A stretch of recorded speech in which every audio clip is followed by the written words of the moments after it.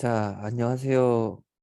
윤슬중학교 2022학년도 3학년 1학기 1차 지필평가 해설 강의를 맡게 된 더존학원의 원성윤 선생님이라고 합니다. 네, 반갑습니다.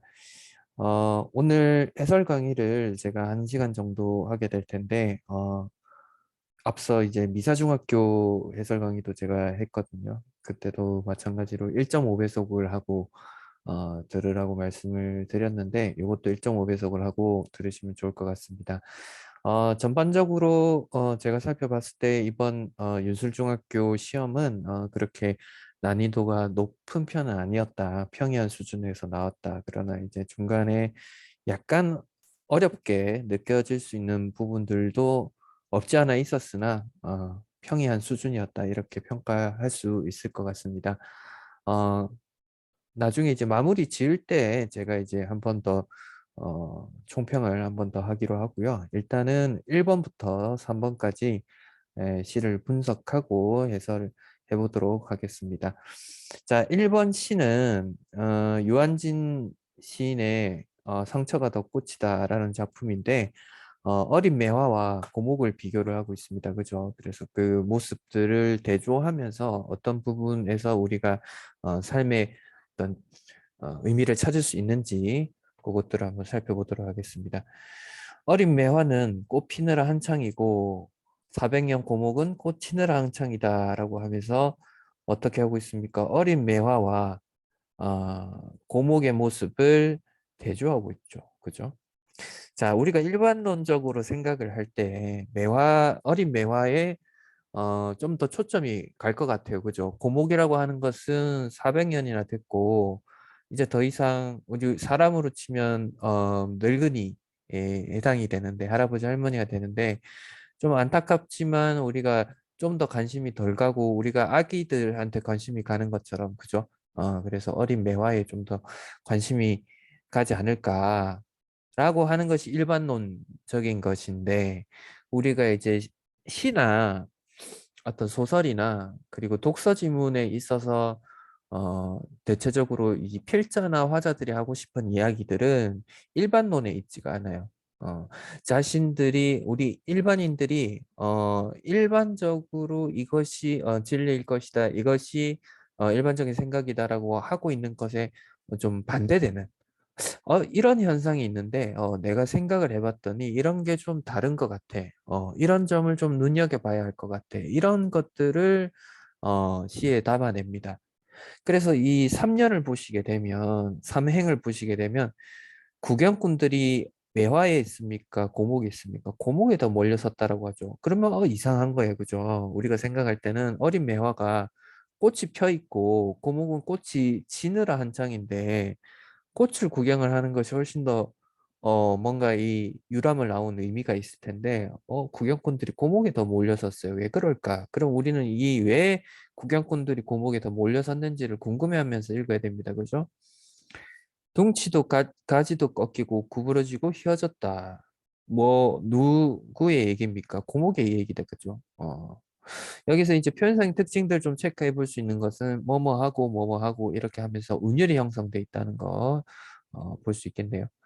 갈라지고 뒤틀리고 터지고 또 튀어나왔다라고 합니다. 누구 얘기입니까? 고목 얘기죠. 고목이 굉장히 울퉁불퉁하고 거친 모습을 굉장히 시각적 이미지를 활용해서 생생하게 보여주고 있습니다. 그죠? 여기까지 읽어봐도 잘 모르겠어요. 아니 왜? 그래서 그렇게 고목이 어, 상처가 있고 이런 부분들이 있는데 왜 고목에 구경꾼들이 몰렸었을까? 조금 더 이어집니다. 진물은 얼마나 오래 고여 흐르다 말라붙었는지 주먹만큼 커다란 혹이며 패인 구멍들이 험상궂다라고 했습니다. 우리 진물은 이제 부스럼에서 상처 따위에서 흐르는 물을 얘기하고 그래서 혹이나 어떤 구멍들이 보기가 좋다가 아니고 뭐예요? 험상궂다라고요. 우리 험상궂다라는 것의 말의 뜻이 뭡니까? 모양이나 상태가 매우 거칠고 험하다라는 뜻이죠. 그래서 이걸 읽어보니 뭔가 왜 아직도 모르겠어요. 어, 이 고목에 대해서 굉장히 묘사를 생생하게 보여주고 이러이러한 것이 고목이다. 이렇게 험하게 된 것이 고목이다라고 하는데 왜인지 아직까지 이유가 안 나오고 있어요. 거무죽죽한 혹도 구멍도 모양 굵기 깊이 빛깔이 다 다르다. 다 다르대요. 근데 여기서 약간 느낌이 오는 게 어린 매화나무는 좀 그렇지는 않을 것 같아요. 새 진물이 번지는가 개미들이 밭에 오르내려도 의연하고 의젓하다. 우리 이제 그 진물이 번지게 되면 이제 개미들한테는 어떤 식량 같은 것들이 되겠죠. 그래서 이제 개미들이 바삐 오가는 모습을 보여주고 있는데 사실 고목이를 사람이라고 생각을 하면 굉장히 고통스러운 어 거예요. 그죠? 뭐 피가 흐르는 뭐 그런 상황하고도 비슷한 거니까 그죠? 그래서 고목의 고통이 현재도 계속되고 있는 건데 이 모습이 어떻다? 고통 속에서도 숭고하고 굳건하다, 의연하고 의젓하다라고 이야기를 하고 있습니다. 그죠? 사군자 중에서 으뜸답다라고 합니다. 으뜸. 자, 우리 사군자라는 건 상식적으로 좀 가져가야 될 부분이 있습니다. 필기를 한번 해봐도 좋을 것 같은데요. 봄, 여름, 가을, 겨울을 대표하는 사군자가 매화난, 죽국화, 대나무 이렇게 네 가지가 있습니다. 줄여서 매난, 국죽 이렇게 외우기도 합니다. 매화 같은 경우가 이제 이 네 가지 중에서도 으뜸으로 꼽는데 이제 겨울에 피어서 이제 봄까지 이어지는 그런 것이 매화입니다. 그래서 이 매화의 향기가 선비의 비유를 하기도 합니다. 자, 그래서 이제 본론이 나옵니다. 꽃 구경이 아니라 상처 구경이다라고 합니다. 상처를 구경한다고 해요. 이 상처를 왜 구경을 할까? 왜 상처를 구경을 할까? 힌트가 어디에 있을까요? 제목에 있습니다. 그죠? 상처가 더 꽃이다라고 했습니다. 더라는 거는 비교급이죠. 상처가 꽃이다가 아니고 상처가 더 꽃이다라는 거죠. 꽃은 꽃인 거죠. 꽃이라는 본질은 굉장히 예쁘고 이런 것들인데 상처라고 하는 것은 슬프고 추한 것이죠. 그죠? 근데 이것이 뭐다? 꽃보다 더 아름답다라는 그런 이야기를 하고 있는 겁니다. 그러면 이 상처 구경을 하는 것은 이 구경꾼들이 어떤 의미를 담고 있기 때문에 구경을 하는 거겠죠. 상처 깊은 이들에게는 훈장으로 보이는가? 상처 도지는 이들에게는 부적으로 보이는가? 100년도 못된 사람이 매화 400년의 상처를 헤아리랴마는 이라고 하죠. 자, 무슨 얘기입니까? 이 고목이 매화나무임을 알 수 있죠. 그래서 이게 그 어린 매화나무와 이 고목의 매화나무를 비교를 했는데 이 우리 인간도 상처가 많고 어떤 시련과 고통을 겪을수록 더욱더 단련이 되죠. 근데 이 상처가 깊고 상처가 도지고 이런 것들은 어때요? 상처가 생기는데 그 상처를 메워가고 그 패인 곳이 살이 올라오고 이러면서 아까 보면 고목에서 어떻습니까? 구부러지고 휘어지고 갈라지고 뒤틀어지고 또 진물도 나오고 그런데 뭐예요? 모양, 굵기, 깊이, 빛깔이 다 다르게 나타나죠. 우리 인생도 그렇습니다. 어떤 시련과 고통을 굉장히 인생을 살면서 여러 갈래를 겪을 수가 있는데 그런 것들을 겪으면서 뭐 어떻게 됩니까? 단련이 되죠. 고목도 마찬가지죠. 무려 400년이나 되는 시절을 지내왔다라는 것은 이 고목에게 굉장한 어떤 시련과 고통이 따랐을 텐데도 이런 그 인간과 고목이 살아온 시간을 비교하면서 이 상처의 깊이를 이제 헤아리고 있는 거죠. 그죠? 그래서 구경꾼들이 어떻게 한다? 감탄하고 쓸어보고 어루만지기도 한다라면서 교감하고 있는 거죠. 그죠? 만졌던 손에서 향기까지 맡아본다. 자, 이런 어떤 삶의 깊이, 상처의 깊이, 이런 것들은 어린 매화나무에서는 느낄 수가 없는 것이죠. 그죠? 그래서 진동하겠지, 상처의 향기. 그래서 이 상처라고 하는 것이 이제 냄새가 나지는 않습니다. 그죠? 근데 이렇게 냄새가 나는 것처럼 고목의 상처를 후각적으로 표현한 부분도 좀 체크를 해볼 수 있을 것 같고요. 이 시에서 이제 사실은 가장 이야기하고 싶은 부분은 맨 마지막에 등장을 합니다. 그죠? 그래서 상처야말로 더 꽂힌 것을 이러면서 제목하고 이제 똑같은 내용을 하고 있습니다. 결국 이제 미음에서 이야기하고 있는 게 뭐냐? 고통을 이겨낸 상처가 아름다운 꽃보다 더 아름다움을 역설로 표현했다라는 거죠. 우리 역설을 수업 시간에 많이 배웠을 겁니다. 역설이라고 하는 것은 한 문장 안에서 모순되는 것이 둘 성립되고 있는 것을 얘기를 합니다. 1번 문제가 바로 그런 문제인데요. 어, 여기서 겉으로 보기에는 모순되지만 그 속에 진실을 담고 있는 표현. 우리가 이제 대표적으로 어떤 게 있을까요? 예를 들면 이그젠플 하면 영어니까 예시로 합시다. 뭐가 있겠습니까? 강철로 된 무지개 이런 표현도 역설이고 음, 이것은 소리 없는 아우성. 뭐 이렇게 내신에서 자주 등장하는 시들 중에서 하나입니다. 강철로 된 무지개라고 하는 것은 어떻습니까? 강철이라고 하는 것은 이 시 안에서의 이제 강철은 뭘 의미하냐면 굉장히 시련과 고통을 얘기하는 건데 무지개는 이제 어, 환하게 떠오르는 어떤 그 기쁨, 환희 이런 것들을 얘기하는 거거든요. 이거는 이제 이육사의 절정에서 나오는 시구 중에 하나인데 이것도 어떤 역설적인 그 진실의 의미를 담고 있는 거죠. 밑에 이제 소개하고 있는 것은 유치한 시인의 깃발인데 이 깃발이 펄럭이는 모습을 유치한 시인이 보고 뭔가 소리를 지르고 있는 굉장히 아우성을 치고 있다. 그러나 이 아우성이 소리가 없죠. 그래서 이것은 소리 없는 아우성. 아우성이라는 것은 소리를 질러야 되는데, 그죠? 소리를 지르지 않는데, 소리를 지르지 않는데 아우성이라고 표현했기 때문에 모순되는 그런 것들이 담고 있는 거죠. 그래서 이제 이런 것들이 이제 역설이라고 합니다. 그래서 역설법에 대해서 여러분들이 좀 정리를 잘 해주시는 게 좋고 고등학교 1학년이나 2학년을 올라갔을 때도 이 역설 표현과 관련한 내신 문제들 그리고 모의고사에서 자주 출제가 되니까 그것들을 알고 계시는 게 굉장히 중요하겠다. 그래서 일단 1번의 답은 5번 5번으로 볼 수 있을 것 같아요.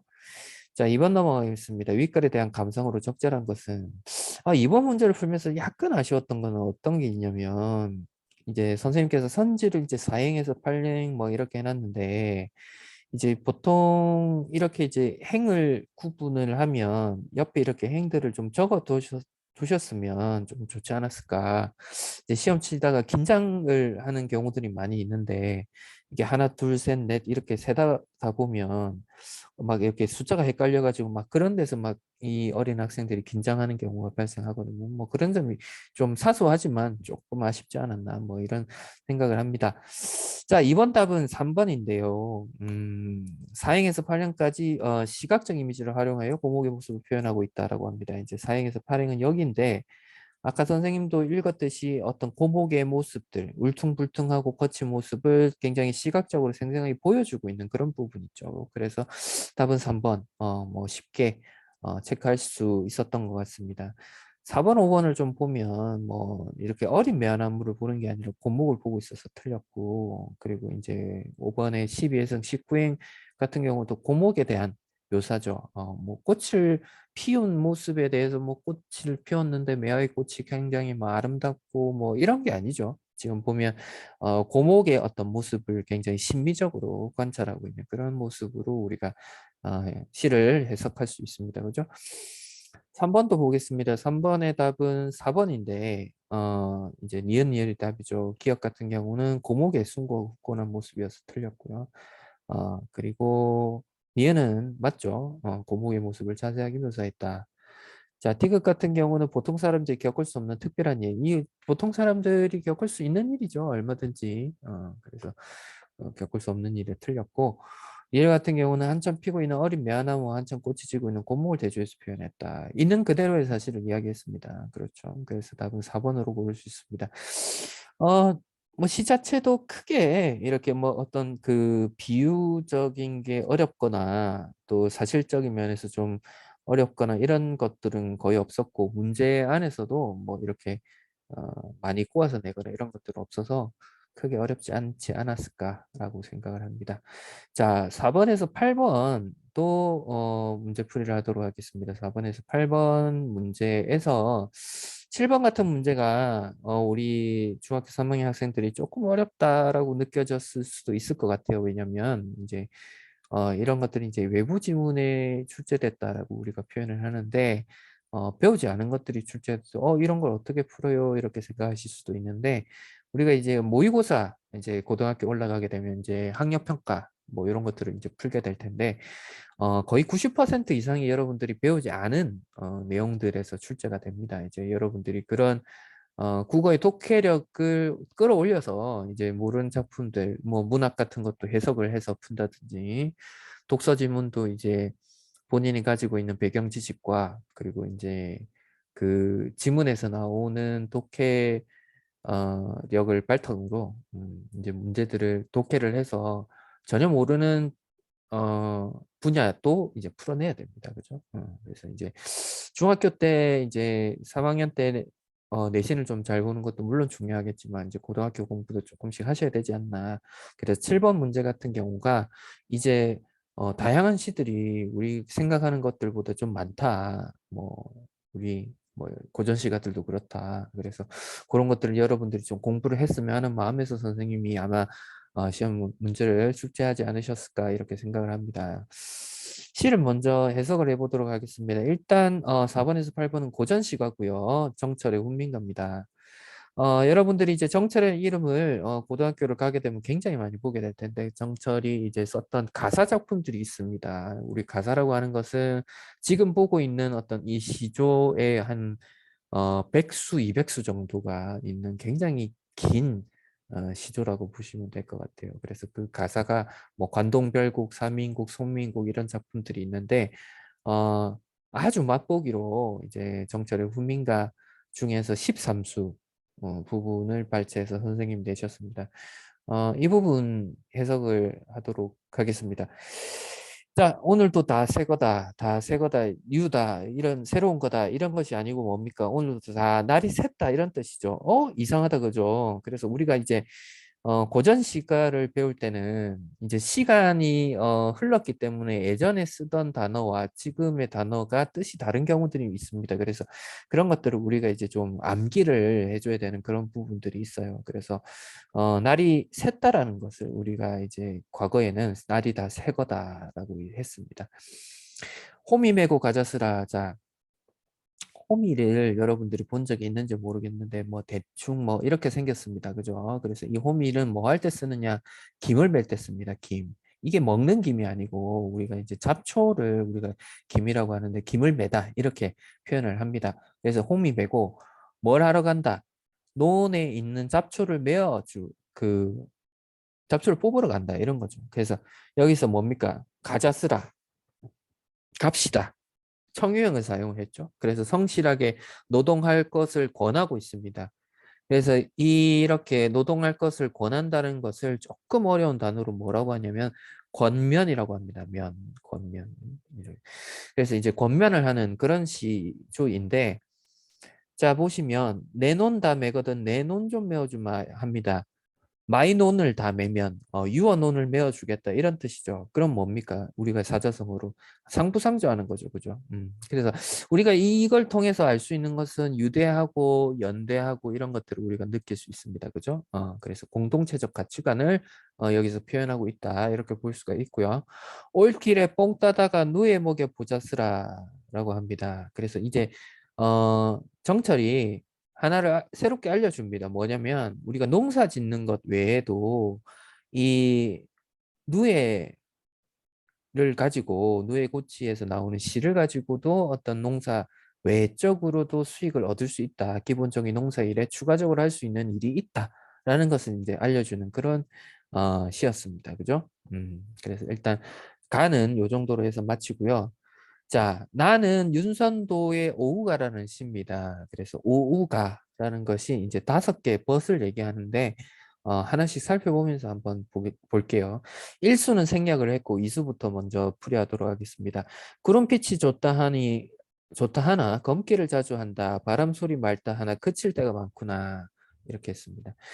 자, 무슨 말인고 하니 이 윤선도라는 이 시인이 원래 인제 시인이 아니고 이제 벼슬을 하고 있다가 인제 어 임금의 어떤 미움을 사게 돼서 인제 어떤 지방으로 유배를 가게 됩니다. 윤선도가 있었던 곳이 인제 전라남도 땅끝 마을 예, 있었는데 그렇게 있으면서 이제 보통 이제 할 일이 없단 말이에요. 할 일이 없으니까 이제 그 주로 하는 것들이 이제 시 쓰고 이런 것들을 합니다. 그래서 이제 주변에 이제 보이는 게 뭐 예전처럼 우리처럼 이제 뭐 유튜브를 하거나 뭐 이렇게 할 수가 없죠. 그러니까 이제 하는 게 맨날 이제 물 보고 나무 보고 또 달 보고 해 보고 뭐 이러면서 이제 그것들을 보고 느낀 대로 이제 시조를 적는 뭐 그런 일들을 합니다.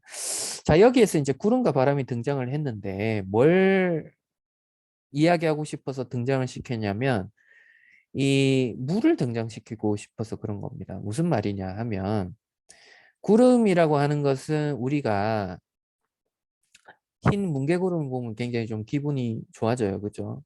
근데 우리가 이제 또 구름이라고 하는 것이 비가 내릴 때는 어떻습니까? 먹구름으로 변하죠. 그래서 어떤 흰 구름이 되기도 했다가 검게 변하기도 하죠. 그래서 이제 검기를 자주 한다.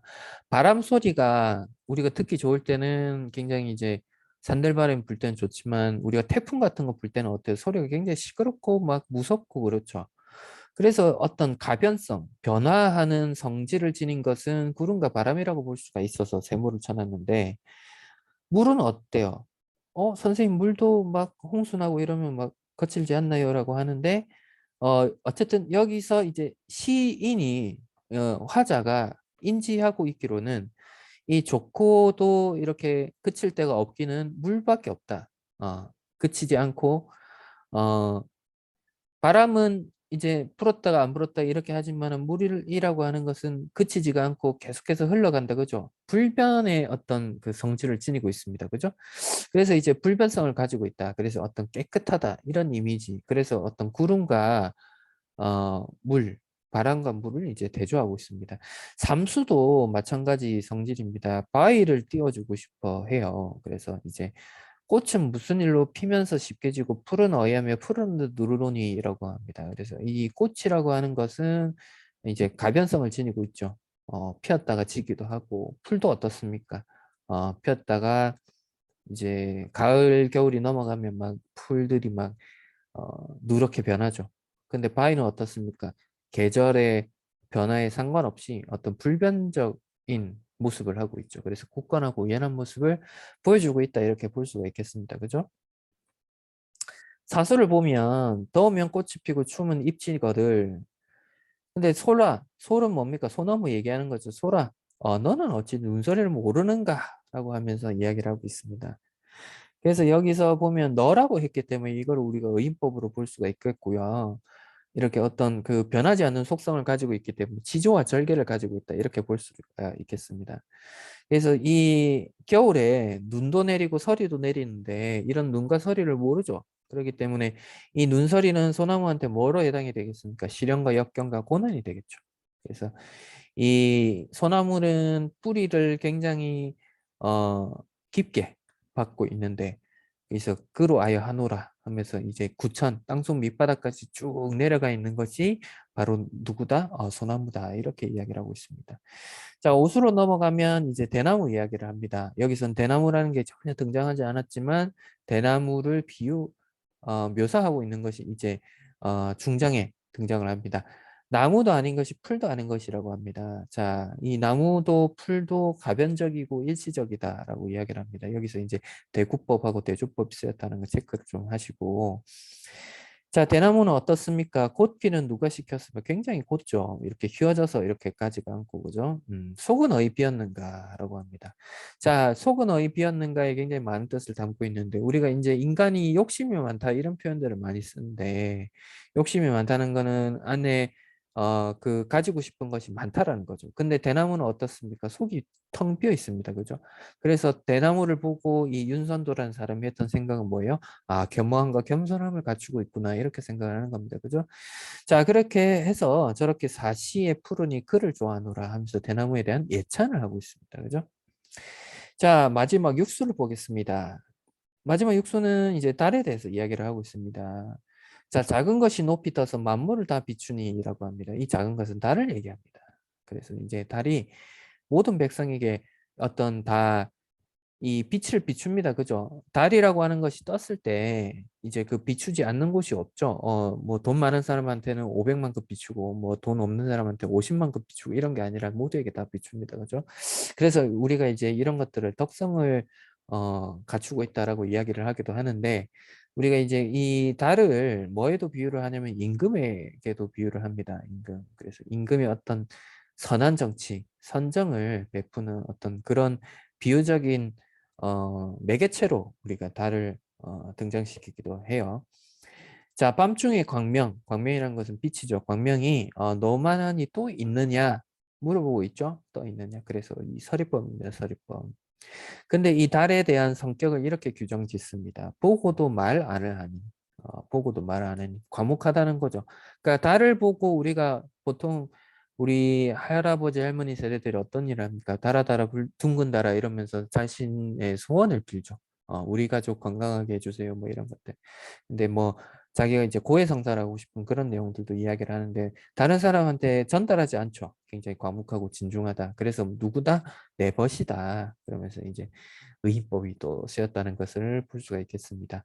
자, 문제 한번 풀어보도록 하겠습니다. 자, 4번 문제는 답이 이제 5번인데 틀린 것만 보면 이제 초장, 중장, 종장 해서 3장 6구로 짜여져 있습니다. 그래서 3장 9구라고 해서 틀렸고 또 한 가지는 우리가 음보 수업 시간에 배웠을 거예요. 간단하게 설명하면 작은 것이 높이 떠서 만물을 다 비추니 그래서 하나, 둘, 셋, 네 개 이렇게 끊어서 갈 수가 있죠. 그래서 음보라고 하는 게 보자가 걸음 보자인데 음을 이제 보 걸음 걷듯이 하나, 둘, 셋, 넷 이렇게 할 수 있는 것을 얘기를 하는 겁니다. 그래서 이제 사음보다 이렇게 볼 수가 있습니다. 그 외에는 맞는 내용들이었다 이렇게 볼 수 있겠고요.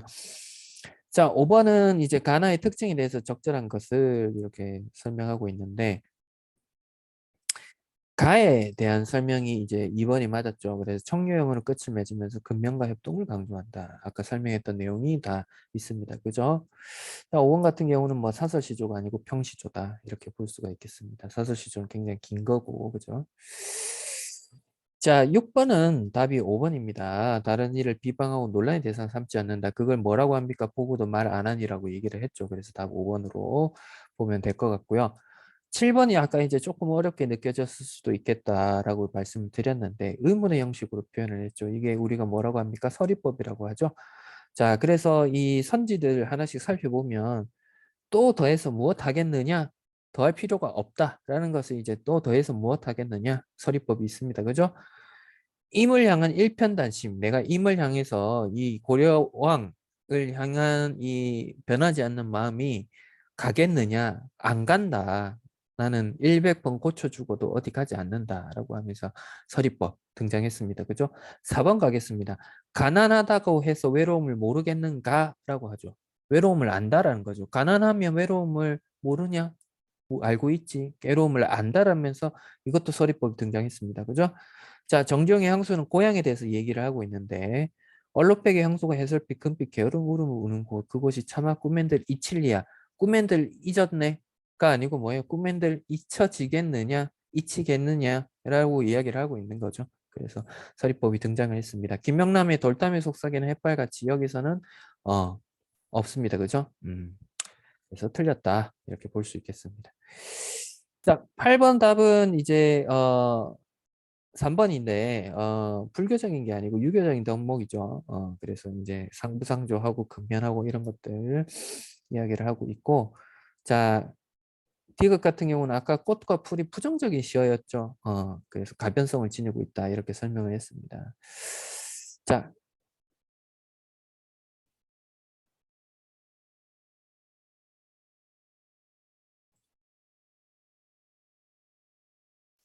자, 최일남의 노새 두 마리 이 작품들 계속 이렇게 이어가서 한번 설명해 보도록 하겠습니다. 자, 이 지문 같은 경우는 이제 9번부터 14번 객관식 문제에 논술형 한 문제가 이제 포함이 되어 있는 문제고요. 소설이죠. 현대 소설인데 어, 일단 결론부터 얘기하자면 어떤 그 현대인들 현대 사회를 살아가는 데 있어서 이제 그 시대 상황에 적응하지 못한 도시 빈민의 어떤 고단한 삶에 대해서 이제 얘기를 하고 있는 그런 작품입니다. 작품 보면서 세부적으로 좀 설명하고 문제 한번 풀이하도록 하겠습니다. 자, 우리 동네는 변두리였으므로, 자, 변두리란 것은 이제 주인공의 삶의 공간인데 성장과 개발에서 소외된 지역이다, 그죠? 얼마 전까지도 모두 그날 벌어먹고 사는 사람들, 그래서 경제적으로 어렵게 사는 편이란 걸 우리가 알 수가 있죠. 그래서 그런 사람들이 많아. 연탄 배달도 일거리가 그리 많지가 않았다. 기껏해야 구멍가게에서 서너 장 사서 새끼줄에 대롱대롱 매달고 가는 게 고작이었다. 그러니까 연탄을 한꺼번에 쌓아놓고 살 수 없는 그런 가난한 형편이었다라는 것을 알 수가 있습니다. 그랬는데 2, 3년 전부터 아직도 많은 빈터에 집터가 다져지고 하나둘 문화주택이 들어섰더니 이제는 제법 그럴듯한 동네 꼴이 잡혀갔다. 이 변화해가는 모습을 보여주고 있죠. 그래서 이 작품에 반영된 당시의 삶, 첫 번째가 이제 문화주택이다 이렇게 보여집니다. 그죠? 원래부터는 있던 허름한 집들과 새로 생긴 집들과는 골목 하나를 경계로 그물 긋듯 나누어져 있었는데, 그래서 이 구동네 사람들하고 새동네 사람들이 단절돼 있다는 것이 뭡니까? 금을 통해서 우리가 알 수가 있죠. 그래서 먼 데서 보면 제법 그럴싸한 동네로 보였다. 일단 들어와 보면 지저분한 헌동네가 이웃에 널려 있지만 뭐 그냥 먼 발치로만 보면 2층 슬래브 집들이 가려 닥치닥치 붙은 판잣집 등속이 보이지 않았으므로 서울의 변두리에 흔한 여느 신흥부락으로만 보였다. 자, 그래서 2층 슬래브 집과 판잣집이 섞여 있는 게 지금 이 동네의 어떤 특징이고, 슬래브 집은 문화주택을 상징을 하고, 판잣집은 이제 구주택을 상징을 하겠다, 그죠?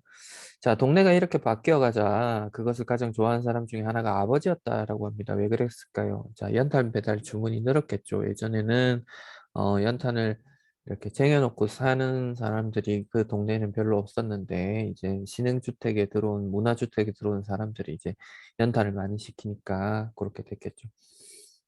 아까 말한 대로 그전에는 동네 사람들이 연탄을 두서너 장, 많아야 2, 30장씩만 사가는 터여서 아버지의 일거리가 적고 따라서 이곳에서 2, 3km나 떨어진 딴 동네까지 배달을 가야 했는데 왜 배달을 가야 했을까요? 우리 동네 주문량만으로는 적어서 멀리 떨어진 동네까지 배달을 갔다 이런 거겠죠.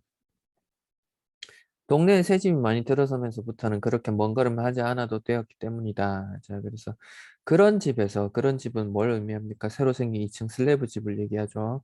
연탄을 한번 들여놓았다 하면 몇 달씩 떼니까. 그러니까 이 집들이 이제 경제적인 여유가 있다라는 것을 이제 보여주는 거죠. 그래서 이제 한 번씩 하면 몇 달씩 떼니까 자주 주문을 하지 않아서 아버지 일감이 이 동네에서 끝나는 것만은 아니고 여전히 타 동네까지 노새를 몰기는 했지만 그 전보다는 자주 먼 곳까지 가지 않아도 된 것만은 사실이었다. 그래서 이제 가에서는 어떤 변화된 어떤 삶의 모습, 그 변화된 동네의 모습들 이런 것들을 이제 보여주고 있습니다. 그죠? 노새가 갑자기 달아난 건 어저께 일이었다. 자, 현재 있다가 이제 과거에 있었던 일을 이제 보여주고 있습니다. 자, 이런 것을 우리가 이제 소설적으로 역순행적 구성이다. 소설 구성에서 이런 식으로 표현을 합니다. 순행이라고 하는 것은 과거, 현재, 미래 이렇게 나아가는 것인데 거꾸로 가는 것을 역순행적 구성이라고 하죠. 아버지는 연탄을 실은 뒤 노새의 꽃비를 잡고 나는 그냥 뒤따르고 있다. 내가 따르는 것은 아버지에게 큰 도움이 못 되고 그래서 아직 어린아이다 보니까 힘이 약해서 어렵다 이런 거죠. 할 일 없이 따라다기만 할 뿐이었다. 뒤에 가서 이제 이 어휘의 뜻을 물어보는 문제가 나오는데 이제 그건 그때 가서 이제 한번 더 어, 풀이를 하도록 하겠습니다. 야트막한 언덕길을 오를 때 마차의 뒤를 밀기도 했으나 그것은 그대로 신용일 뿐. 그래서 내 어린 힘으로 어떻게 된다든가 하는 것이 없었다. 여기에서 이제 사실은 이제 힘이 셌더라면 나중에 있을 어떤 사건에 도움이 됐을 텐데 이제 어린아이라서 도움이 되지 못했던 그런 일을 이야기를 하고 있습니다. 자, 새 동네의 두 집에서 200장씩 갖다 달라고 해서 아버지는 연탄 400장을 싣고 새 동네에 들어가는 그 가파른 골목길을 들어서고 있었다. 그래서 이제 가파른 골목길이 상징을 하는 것이 연탄 운반이 아주 힘겨운 환경을 얘기하는 거죠. 그래서 이런 가파른 골목길을 이제 리어카를 끌고 올라가야 되는 이런 상황이니까 이제 산업화의 변화 속에서 소외된 아버지, 소외된 서민들이 겪는 현실적인 어려움을 보여주고 있다. 이렇게 이야기할 수 있겠네요.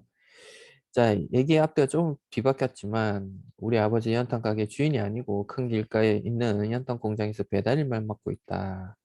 그래서 그 거기서 실어다 주고 거기에 따르는 고전만 받으면 그만이었다. 그런데 한 가지 자랑스러운 일은 아버지는 아무리 찾기 힘든 집이라도 척척 알아낸다는 것이다. 그래서 내가 아버지를 자랑스러워한 이유에 대해서 이야기를 하고 있습니다. 그죠? 자, 그 가파른 골목길 어귀에 이르자 아버지는 미리 노새의 꽃비를 낚아잡고 한달음에 올라갈 채비를 하였다. 그러나 어쩐 일인지 그 다른 때 같으면 400장 정도는 싣고는 힘 안 들이고 올라설 수 있는 고개인데도 이날따라 오른길 중들에서 턱 걸리고 말았다. 어떤 좀 분위기가 느껴지죠. 이제 뭔가 이제 올라가야 되는 고비에서 올라가지 못하고 이제 조금씩 이제 걸리적거리는 그런 모습을 보여주고 있습니다. 그죠?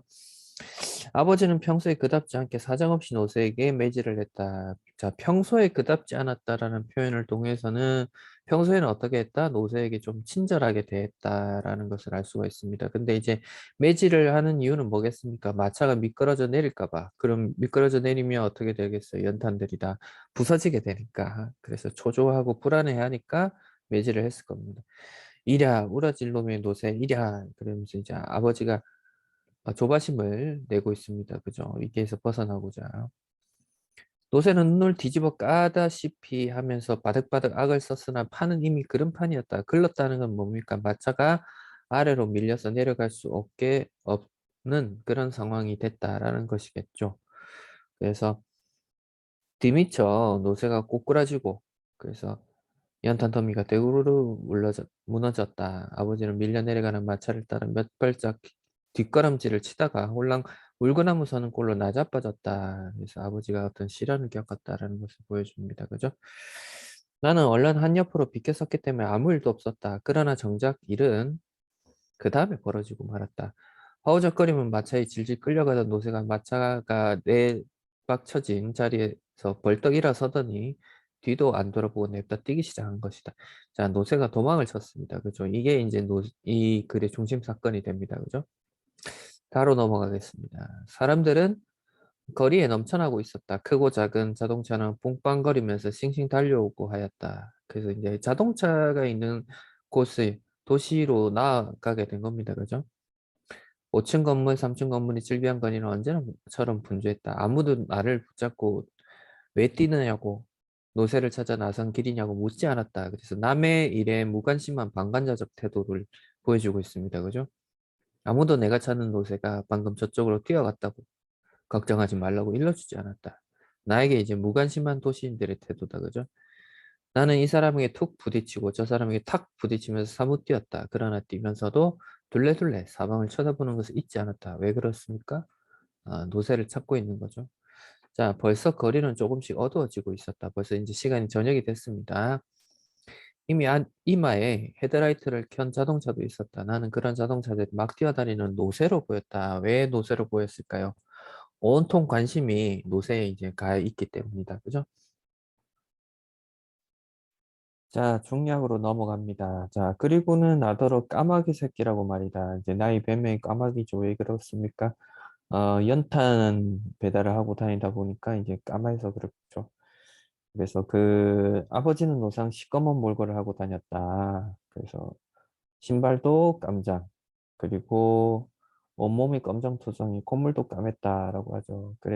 그런데 눈 하나만은 쾌하니 크게 빛났다라는 거죠. 그래서 아버지의 어떤 외양이 볼품 없을지는 몰라도 그 아버지가 가지고 있는 어떤 그 정신이나 이런 것들은 어때요?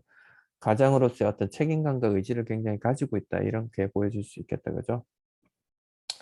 영길이네 아버지는 조그만 연탄불을 피워가지고 다니면서 뻥소리와 함께 생사를 살짝 납작하게 눌러 튀겨내는 뻥튀기 장사를 하고 있다. 아버지는 뻥튀기 장사하고 있고 순철이네 아버지는 포장마차에서 장사를 하고 그리고 이제 다 보면은 어떤 그 동네 사람들이 직업이 넉넉지가 않습니다. 그죠? 그래서 내가 까마귀 새끼라는 별명을 가지고 있다는 것도 어떻게 보면 당연한 것이고 별로 억울할 것도 없다. 그래서 나의 어떤 삶의 긍정적인 자세를 이야기를 하고 있습니다. 그래서 아버지는 원래 마부였다. 그래서 이제 그 말을 부려서 소리를 모르는 사람은 마부라고 하죠. 근데 이제 요즘은 그 3년차 때문에 아버지 일감이 줄어드는 것 같기도 했다. 그래서 이제 시대는 자꾸 변화하는데 그 변화하는 시대에 적응하지 못하고 있는 아버지의 모습을 보여주고 있습니다. 라로 넘어가게 되면 이제 동물원에 가게 돼요. 근데 이제 이 동물원은 아버지를 어떻게 보면 새롭게 발견하는 그런 공간이 됩니다. 그래서 아버지의 노새와 닮은 아버지의 어떤 면모를 깨닫게 되는 거죠. 자, 그래서 어떤 그 아버지와 이제 이렇게 어린이날 무료 공개를 할 때 그때 외에는 이제 처음 와본 건데 이 참 가다가는 별일도 있는 거구나 하고 이렇게 얘기를 합니다. 그래서 아버지와 동물원에 온 것을 굉장히 특별하게 느끼고 있다. 어 그래서 이제 다른 동물들을 이렇게 쭉 보다가 이제 그러다 아버지가 잠시 발을 멈춘 곳이 어디였다. 얼룩말이 있는 곳이었다. 그래서 얼룩말을 본 이유는 뭐다? 우리 안에 갇혀 있는 얼룩말의 모습이 아버지 모습인 것 같아서 연민을 느껴서 그렇게 멈춰섰다라고 볼 수가 있겠죠. 그래서 나는 그런 아버지를 한번 쳐다보고 얼룩말을 한번 쳐다보고 했다. 그러다가 아버지 얼굴이 어쩌면 그렇게 말이나 노새를 닮았는지를 모르겠다. 그래서 이제 노새와 아버지를 동일시하고 있다. 이렇게 볼 수가 있겠습니다. 그죠? 그래서 아버지의 어떤 외양묘사, 노새의 외양묘사를 하면서 이제 닮았다는 것을 보여주고 있죠.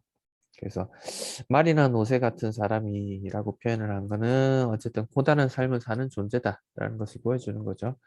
마에서는 이제 아버지가 이제 술집에 가서 술을 먹습니다. 그래서 술만 커플 마셔야 됐다. 왜 마십니까? 아버지가 괴로우니까 그죠? 마시는 거죠. 그래서 아버지 그만 드세요. 몸에 해로워요. 그래서 아버지는 이제 술이 약한 편이어서 걱정이 됐다는 거죠. 그래서 아버지를 염려하는 나의 마음을 엿볼 수가 있습니다.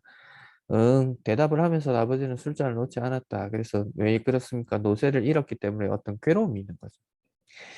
자, 그래서 이제부터 내가 노새다. 이제부터 내가 노새가 돼야지. 별 수 있니? 그놈이 도망쳤으니까 내가 노새가 되는 것이라고 하면서 가장으로서의 어떤 생계를 위해서 최선을 다하려는 어떤 책임의식을 보여주고 있습니다. 그래서 어 그러면서 이제 뭐 어머니는 암노쇠고 뭐 이런 이야기들을 주고 하는데 나는 안주만 찝어 먹었는데도 술 취한 사람 마냥 턱없이 즐거웠다. 자, 어떻습니까? 세상을 긍정적으로 바라보고 있는 나의 순수한 모습을 보여주는 거다. 그죠? 자, 우리 노새가 튀는 바람에 여기저기서 많은 피해를 입었으니 도로 무슨 법이나 하는 법으로 아버지를 잡아넣겠다고 이러고 갔다는 것이다. 그래서 아버지의 어떤 시련을 고려하지 않습니다. 지선은 이제 파출소와 같은 것을 얘기하는 것인데 아버지의 그 어떤 사정을 고려하지 않는 야박한 사회 현실을 보여주고 있습니다. 나는 또 그 순간 또 한 마리 노새, 또 한 마리 노새는 뭘 얘기합니까? 아버지를 얘기하는 거겠죠. 그래서 이제 산업화되는 이 사회에서 또 한 마리 노새는 아버지다라는 것이고 이 한 마리 노새가 집을 나가는 것 같은 착각을 느꼈다. 그러고는 무엇인가가 뒤통수를 때리는 것 같은 것을 느꼈다는 거죠. 뭘 느낀 겁니까? 이 산업화가 되어가는 이런 사회에서도 이 도시 빈민들이 적응을 해서 산다는 건 상당히 힘든 일입니다. 그죠? 살아가기 힘들다는 것을 이제 깨달은 거다. 그죠? 그래서 우리 같은 옷에 변화에 적응하지 못한 이런 존재는 이렇게 비행기가 붕붕거리고 헬리콥터가 앵앵거리고 자동차가 방방거리고 자동차가 쌩쌩거리는 대처에서는 발을 붙이기 어려운 것이 아닌가 하는 생각이 들었다라고 하는 것이죠. 자, 그래서 어떤 그 택시 운전사인 철수 어머니가 이런 말을 했다고 합니다. 죄송한데 자동차는 굴려야지. 지금 시대가 어느 때인데 지금이 어느 때인데 노세를 부려. 그래서 노세는 당시 현실에 맞지 않은 구시대적인 삶의 수단이다. 이런 의미를 담고 있겠습니다. 그래서 또 한 머리 노세라고 하는 것은 힘들고 고단한 삶을 살아왔으며 시대 변화에 적응하지 못하는 그런 존재다라고 보여집니다.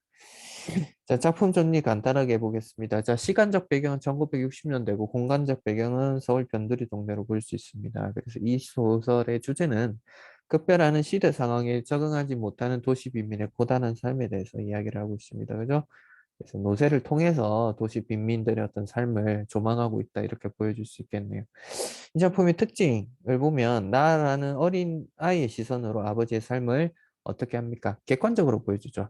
만약 이게 이제 1인칭 주인공 시점인데 아버지의 시점에서 막 했다라고 하면 이제 좀 주관적으로 뭐 이렇게 나왔을 텐데 아버지의 삶을 이제 어린아이의 시선으로 보여주고 있습니다. 자, 그리고 노쇠라는 소재를 통해서 대도시에 적응하지 못한 아버지의 삶을 상징적으로 보여주고 있다. 이렇게 정리할 수 있겠네요. 자, 문제 한번 살펴보겠습니다. 자, 9번 문제를 보시면 답은 3번인데, 자, 기억 상징적 소재를 통해서 주제의식, 상징적 소재는 노쇠라는 거 우리 알 수가 있다. 그죠? 자, 그리고 니은은 대립과 갈등, 이 사건에서는 대립과 갈등은 드러나고 있지 않습니다. 등장인물을. 예. 자, 그리고 티그스 서술자의 설명, 이렇게 되려고 하면 전지적 작가 시점이어야겠죠. 그래서 이건 1인칭 관찰자이기 때문에 틀린 설명이었고, 리얼, 어린아이 시선으로 아버지 삶이 객관하게 드러냈다. 방금 이야기했던 그 설명이었습니다. 자, 10번은 답이 2번인데, 자, 우리 동네의 변화를 반가운 사람은 연탄 배달이 늘어난 아버지만이 아니다. 그래서 다른 사람들도 어떤 삶의 수준이 높아지고 이랬으니까 이제 즐거워했겠죠. 자, 변두리에 슬래브 집들이 이루어진 곳이다. 그렇지가 않죠. 슬래브 집하고 판잣집이 섞여 있었고, 그리고 다정하게 간 것은 아니었어요. 그죠? 그뭐 처음 간 것도 아니었고, 아버지와는 처음 간 거긴 한데. 자, 비속어를 사용하고 이러진 않았습니다. 원래 아버지가, 그죠? 그리고 이 술을 마시는 걸 못마땅히 생각하고 있지도 않습니다. 그죠? 자, 윗글의 시대적 배경을 짐작할 수 있는 모습을 보기 어려운 것은, 자, 1번, 3번, 4번, 5번 같은 경우는 이제 그 시대적 배경을 짐작을 할 수 있는데, 변두리 있는 구멍가게는 뭐 어디서든지 또 볼 수가 있기 때문에 이거는 시대적 배경을 짐작할 수 있는 걸로는 보기 어렵지 않나 이렇게 생각을 합니다. 자, 12번은 답이 2번인데, 자, 연탄을 수백 장씩 주문하는 곳들은 못 사는 집인 판잣집이 아니고 슬래브 집이다. 그죠? 그래서, 이 2번은 틀렸고, 3번 뭐 3층, 5층 건물이 질비한데 뭐 이런 것들이 들어설 걸로 기대한다. 이런 것들도 보기 어렵죠. 뭐 넉넉하게 산다든지, 뭐 이렇게 야박한 현실 때문에 긴장감이 조성된다든지 다 틀린 표현이고 답은 1번이죠. 그래서 고단하게 살아가는 인물이 주인공이다. 이렇게 보시면 되겠습니다. 자, 13번 문제를 보도록 하겠습니다. 그래서 이 기억 미음의 공간적 배경이 지닌 의미를 옳은 것을 골라라라고 했는데 기억은 골목인데 개인주기적이고 폐쇄적인 공간이다. 이거는 이제 새 동네를 의미하는 거겠죠. 그래서 틀렸고 자, 미음은 술집인데 노쇠를 잃은 상실감과 절망감이 있는 건 사실인데 이것이 심화되는 공간은 아니죠. 여기서 이제 술집에서 풀죠. 그래서 아버지가 이제 내가 노쇠가 되어야지 이렇게 이야기를 했기 때문에 심화되는 공간으로 보기는 어렵습니다. 그래서 답은 3번인데 가파른 골목길에 인물이 처한 힘겨운 삶을 상징한다 이렇게 볼 수가 있겠죠. 그리고 디귿은 이 번화하고 화려한 곳으로 각박한 느낌을 주는 공간이다 그렇게 볼 수가 있고요. 동물원은 아버지 모습 새롭게 발견하는 공간이다 이렇게 보는 것이 타당하겠습니다. 자, 14번은 어떤 그 의미에 대해서 물어보고 있는 건데, 어의 의미에 대해서. 등속이라고 하는 것은 뭐뭐와 같은 종류, 뭐뭐 등등 이렇게 얘기를 하는 걸로 보시면 돼서 집안은 아니고요. 할 일 없이는 하는 수 없이. 그리고 구전이라고 하는 것은 입구자에 이제 돈전자를 써서 이제 흥정을 붙이고 보수를 받는 그런 돈을 우리가 구전이라고 합니다.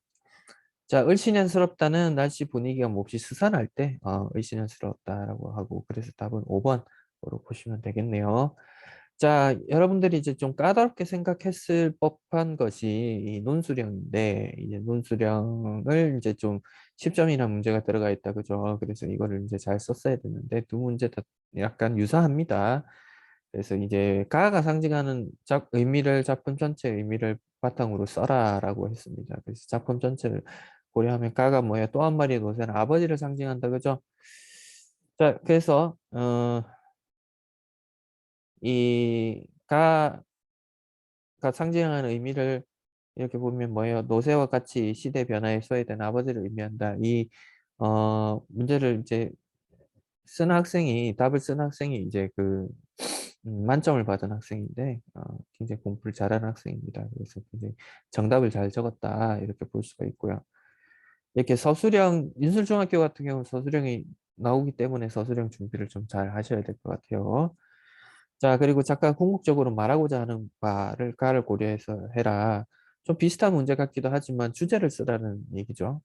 그래서 뭐냐면은 자, 급변하는 시대 상황에 적응하지 못하는 사람들의 고단한 삶을 말하고자 한다. 이렇게 적으면 정답이지 않을까 생각을 합니다.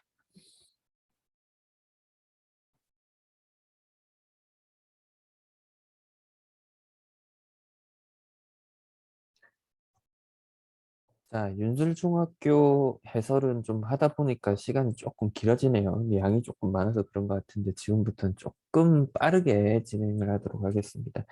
자, 15번은 이제 독서를 하는 데 있어서 이제 겪었던 문제와 어떤 그거에 대한 해결 과정에 대해서 이야기를 하고 있습니다. 그래서 이 친구가 어떤 문제점을 갖고 있는지 한번 봅시다. 그래서 이제 로봇 시대 인간이라는 책을 읽고 있는데 앞으로 우리가 사는 세상은 어떻게 변할지 궁금해졌다. 뭐 때문에 인공지능이다. 그래서 인공지능이 가지고 있는 기능에 대해서 설명을 해놨습니다.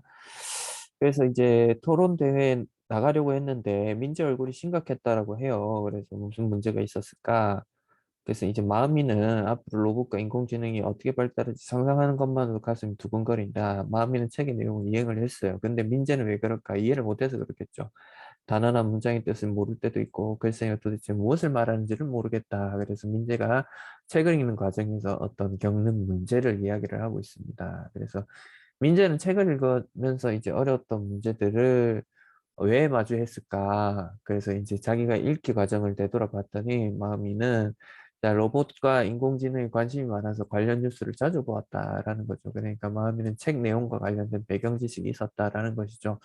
그래서 이제 이 배경 지식이라고 하는 것은 어떤 글을 읽고 이해하는 데 바탕이 되는 경험과 지식을 얘기하는 겁니다. 그죠? 자, 그래서 이렇게 될 때는 어떻게 한다? 도서관에 있는 내용을 찾아보거나 인터넷 내용을 검색을 해본다. 그래서 책을 읽는 과정에서 겪는 문제를 해결하는 방법이 이렇게 있지 않을까 싶습니다. 그래서 15번을 보면 답은 4번입니다. 틀린 것만 보면 자, 마음이는 책 읽기 과정에서 문제가 없었다. 문제가 있었으나 해결한 거죠. 그래서 답은 기억 테크들 이렇게 보시면 될 것 같아요. 자, 16에서 19번은 자율주행차에 관련된 이야기를 하고 있습니다. 자, 그래서 요것도 문제가 4문제 정도 되는데 간단하게 한번 보도록 하겠습니다. 자, 사람이 운전하는 차가 더 위험하다라고 합니다. 그래서 뭘 얘기를 하는 거냐? 자율주행차가 이제 도입이 될 건데 이렇게 가져오는 미래를 전망하는 내용을 담은 소제목입니다. 그죠? 그래서 이제 굉장히 도발적인 그러나 이제 전문가의 이야기이기 때문에 귀담아 들을 만한 이야기죠. 일론 머스크, 그래서 테슬라를 설립한 일론 머스크의 이야기인데 전문가의 말을 인용해서 주의를 환기를 시키죠. 이제 사람이 직접 운전하는 것은 불법이 될 것이다. 너무 위험하다. 이렇게 얘기를 합니다.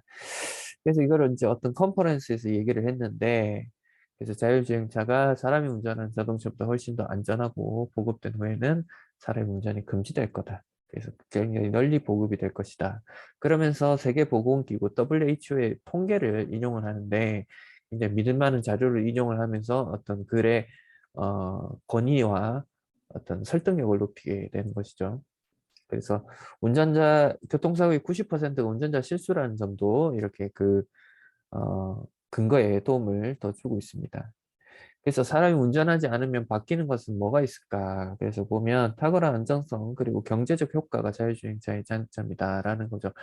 첫 번째로 보면 이제 고령화 사회가 이제 예고가 되고 있습니다. 그죠? 그래서 우리나라도 60% 이상 인구가 인구의 절반을 차지하게 될 텐데 자, 고령 운전자들이 늘어나게 될 것인데 이제 그렇게 노인들도 어떤 그 운전대를 잡지 않고도 갈 수 있고 장애인이나 어린아이 이런 그리고 뭐 초등학생들도 뭐 이렇게 자율주행차를 불러서 혼자 이동할 수 있다는 거죠. 그래서 운전 가능 연령이라는 것 자체가 이제 사라지는 거고 운전 면허 개념도 없어진다는 거죠. 그래서 연령이나 신체와 관계없이 이제 자율주행차를 이용할 수 있다. 이런 것들이 자율주행차가 도입됐을 때 가져오는 가장 긍정적인 효과다. 이렇게 볼 수가 있겠습니다.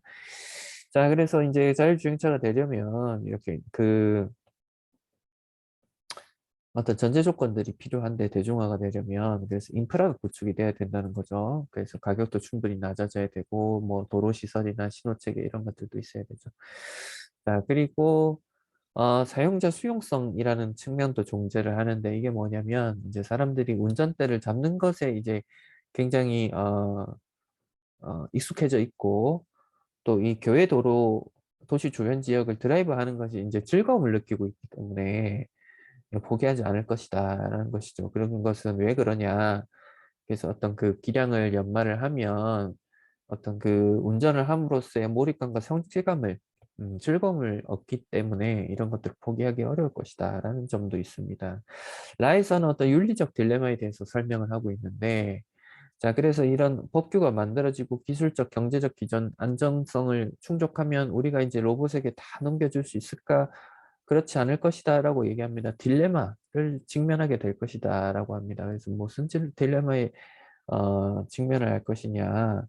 이 사람이 로봇의 메커니즘과 결과를 어떻게 설계할 거느냐에 따라서 다른 건데, 이 터널 문제 사고를 얘기를 합니다. 어린아이가 발을 헛디뎌서 도로에서 넘어진다. 그래서 차 피할 시간이 없는데 아이를 치고 터널을 진입하든가 터널 입구 암벽에 차를 부딪혀야 되는 이런 상황이 놓여졌을 때 이제 어떻게 판단할 건가라는 것이죠. 그랬을 때 이제 우리 인간이라고 하는 것은 본능이나 습관에 따라서 하기 때문에 윤리적으로 행동할 가능성이 굉장히 윤리적으로 생각하지 않고 본능이나 습관에 따라서 행동할 가능성이 높은데 컴퓨터는 다르다는 거죠. 그래서 그 모든 것을 사전에 계산을 하고 1초라는 시간 동안에도 엄청난 연산을 할 수 있기 때문에 이 사람 운전자는 어떤 면책되었던 사고에서도 자율주행차는 피해갈 수 없는 그래서 왜냐하면 계산한 대로 실행할 것이기 때문에 그래서 그런 윤리적인 문제가 남아 있어서 이제 자율주행차가 이렇게 남아 있는 어떤 퍼즐이 있다 이렇게 설명하고 있습니다. 자, 16번을 보면 16번의 답은 5번인데 타당한 근거를 바탕으로 했기 때문에 그대로 받아들인다. 이건 이제 틀린 설명이죠. 비판적 수용이 필요한 부분입니다. 그죠? 자, 17번을 보면, 자, 정답만 볼게요. 그래서 이제 그 모델 T라는 대중적인 자동차 등장이 자율주행 21세기 큰 변화를 일으킬 것으로 본다. 이렇게 보는 것이 이제 긍정적일 것입니다. 다른 것들은 일론 머스크가 WHO 통계를 뭐 이렇게 한 건 아니었고 경제적 효과는 클 것이고 윤리적 딜레마를 남아있고 그리고 이제 스스로 판단하는 게 아니고 인간이 설계를 할 거기 때문에 문제다라는 것이겠죠. 자, 18번 문제를 보면 이제 기역, 니을, 미음이 맞는 표현인데 자, 그래서 미음이 틀린 거는 윤리적 딜레마를 반영을 해야 되겠죠. 그리고 디귿은 컴퓨터가 본능과 습관에 따라서 하는 것이 아니고 인간이 그렇게 한다라는 설명이죠. 자, 19번은 기억, 니은, 디귿이 맞겠죠. 맞는 것만 보면 전문가의 말을 인용한 거, 일론 머스크의 말, 그리고 전문 참고한 자료 출처, WHO의 자료를 출처를 밝혔죠. 그리고 구체적인 사례를 들면서 내용을 이해를 돕고 있습니다. 그래서 기억, 니은, 디귿이 맞는 내용이다 라고 보면 되겠습니다.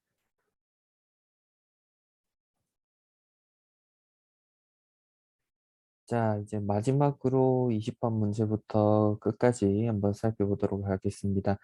자, 이제 앞에서 읽었던 로봇 시대 인간의 일이라는 책을 가지고 이제 이 친구들이 이제 독서 토론을 이제 하는 과정입니다. 그래서 이제 어떻게 독서 토론을 구성해 가는지 한번 볼게요. 그래서 서연이가 이렇게 얘기합니다. 자, 그럼 논제를 한번 정해볼까? 그래서 문제라고 하는 것은 문제 해결에 관한 제안이나 주장을 얘기를 하는데 자, 종이 한번 적어보자라고 얘기합니다. 자, 그래서 서현이가 최근 사회적으로 자율주행차에 관심이 높아지고 있다. 그래서 이제 토론 논제가 되기 위한 조건이 관심거리이거나 흥미로운 주제여야 되겠죠. 그래서 이제 어, 그래서 우리는 로봇에게 운전을 맡길 수 있을까라는 주제보다 구체적인 주장과 근거를 내세우기 좋겠다.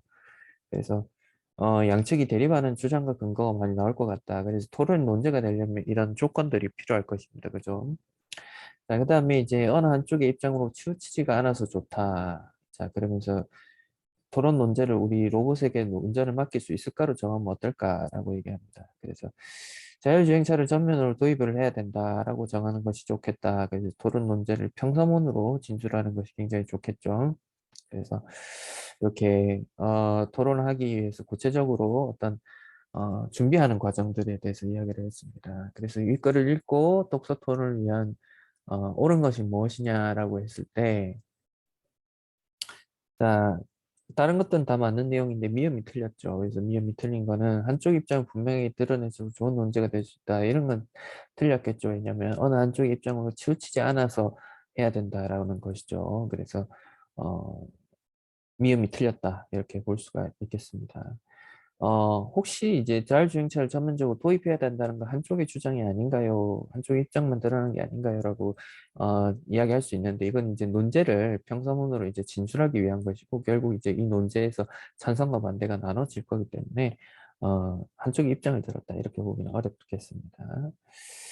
자, 그 다음에 이제 21에서 22번으로 넘어가면, 자, 이제 그 토론 준비표를 이제 작성을 했습니다. 이건 문제를 가지고 이제 설명을 하겠습니다. 그래서 이제 어 21번 같은 경우는 이제 요 내용들을 딱 정리한 것에서 이제 어 5번에서 보면 이제 미음을 보면 미음이 이제 여기에 해당이 되는 것인데, 이것들이 이제 논제가 이렇게 있고 이제 이야기의 불쟁점들 있으면서 찬성과 반대, 이건 어떤 주장과 근거가 되겠죠. 그러니까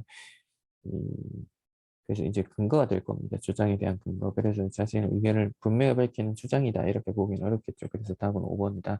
이렇게 보시면 될 것 같고요.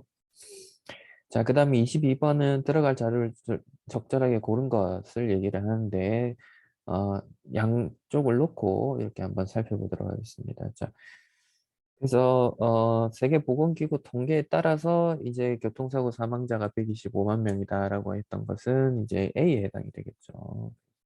A. 그다음에 니은은 이제 자동차 사고를 어, 운전자의 실수로 이렇게 발생한다. 이것도 이제 A의 근거가 될 겁니다. 그죠?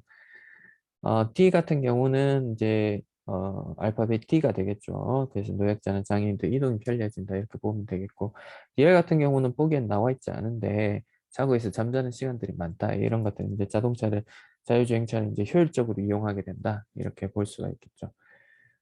그리고 미음 같은 경우도 나와 있진 않는데 이제 일상의 성취감을 어, 여기는 경우들도 많은데 이런 것들을 앗아간다, 이렇게 볼 수가 있겠다. 그죠? 그리고 시옷은 이에 해당이 될 겁니다. 이 같은 경우는 운전자도 일자리를 잃을 것이다, 이렇게 보면 될 것 같고, 어, 이 같은 경우는 이제 어, 해킹의 위험에 대해서 이야기를 하고 있습니다. 그래서 해킹에 이용이 된다면 심각한 피해를 줄 수 있다, C로 보면 될 것이고요. G 같은 경우는 지역 같은 경우는 이제 B에 해당이 되겠죠. 그래서 이 제도 보완을 해서 만들 수 있을 것이다.